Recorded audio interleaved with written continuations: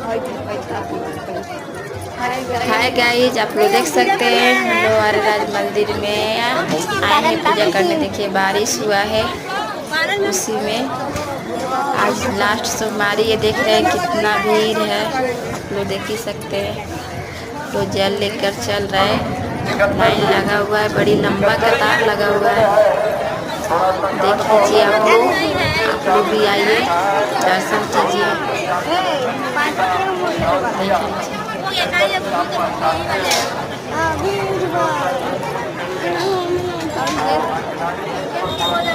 भैया को ले बारिश में हम लोग देख रहे थे।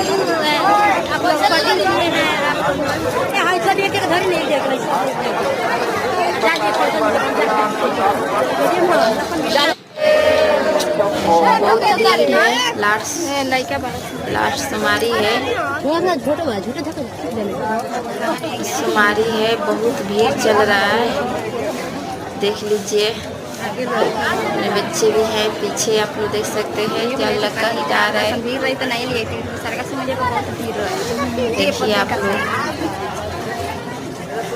बहुत ज़्यादा भीड़, बहुत ज़्यादा भीड़ है।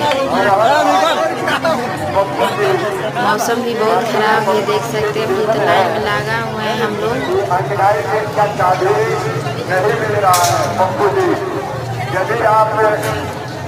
बारिश होकर भी छूट गया है, आप लोग देख सकते हैं।